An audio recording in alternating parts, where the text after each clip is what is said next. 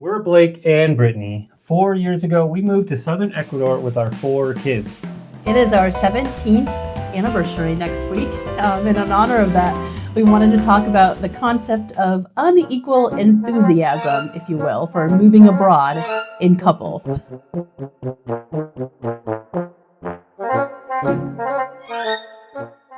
Typically, we see that when one spouse is all in and the other is hesitant or even opposed to a potential move. This is actually super common. We see it all the time here and also come across it a lot in expat forums online, so we think it's worth talking about. We say that we entered into this adventure side by side. Neither of us sort of, tugged the other along. We were both equally excited about it and both equally convinced that it was the right thing for our family. That doesn't mean that all of our reasons were actually the same, though. There was a lot of overlap, of course, but we had separate convictions as well. For example, I've loved South America since I was 16 years old, and I always dreamed about living here, maybe raising a family here. But I would not have forced that dream after Blake and I got married. Our family as a little unit sort of takes priority over any of our individual dreams. Blake and I both have made and continue to make sacrifices as necessary for our family.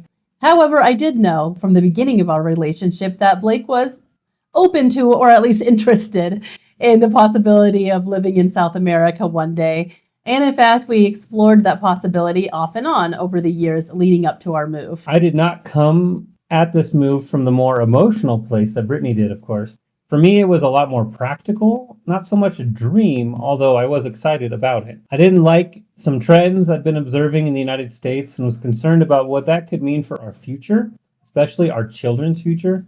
And I thought starting over in a new country could help mitigate some of those concerns and give our kids new opportunities. I had all of those thoughts and was also going to have to search for a new job after the pandemic kind of forced us into a position where I was going to be losing my job with the government during the pandemic. So Brittany and I had agreed it was time to start seriously considering a move to South America, and we collectively chose Ecuador. Brittany agreed with my reasoning, even if she didn't share the conviction as much as I did, and I affirmed her almost lifelong dream, even if I didn't feel it as strongly as she did. So we walked into this side by side in a complementary manner. We wouldn't be here right now if that weren't the case, because moving overseas, even without a bunch of children, is hard. And it would be so much harder with a reluctant spouse. Like a spouse who didn't want to move abroad might blame you anytime something goes wrong. They might be bitter or resentful, and those could be reasonable and fair sentiments, especially if they feel coerced into agreeing to a move. The last thing you want when things go wrong, and they will go wrong, is a spoken or silent, like, I told you so. You don't want to live just praying that there aren't any issues and everything is wonderful and perfect so your partner doesn't start talking about leaving. It's much more ideal to be prepared to face the inevitable challenges and the adventures together. Still, that's easy for us to say, but what about those of you with a partner who's not fully on board? Is there hope? Of course, there is. Opinions change over time, circumstances change, and your enthusiasm is just as valid as your partner's uncertainty. And while we'd never support anyone coercing a partner to agree to a move, we do have some suggestions as to how you can approach a potential move abroad with a hesitant partner. First, it's important to acknowledge what's holding them back. You may not agree with their reasons, but that doesn't matter. They're entitled to them. Could be aging parents, reluctance to live far from family, concern about what life abroad will look like. There are dozens of legitimate reasons to not throw oneself into the idea of moving to another country. Maybe they just like where they live, or while they know their home country has issues, has problems, their conviction is to stay and try to make it better rather than move away. So it can be complicated, right? And reconciling two vastly different ideas about where to live is not always simple or straightforward. Second, make sure to articulate your reasons for wanting to move rationally.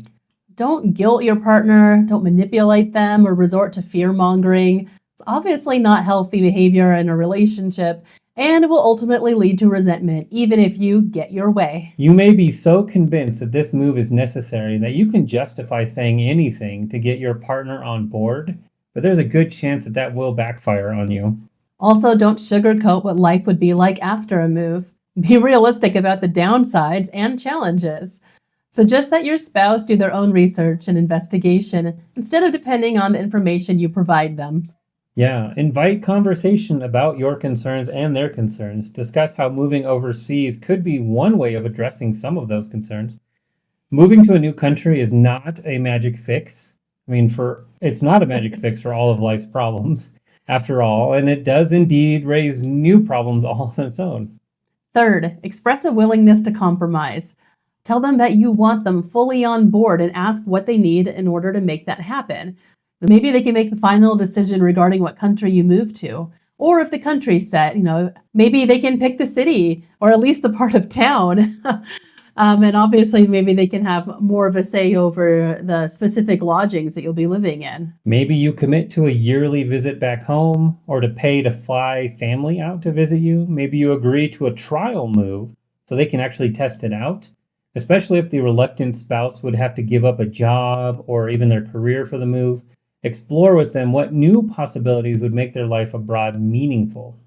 Maybe some long-held dream could be achieved. Maybe a new career path pursued.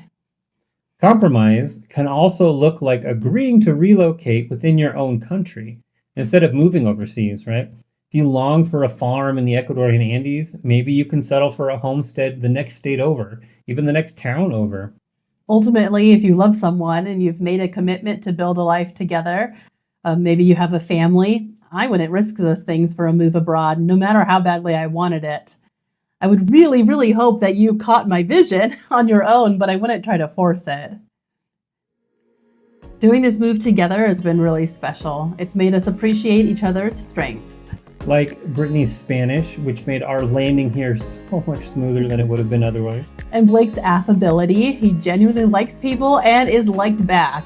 That's a really great quality for cross-cultural living. Gotta be able to laugh at yourself.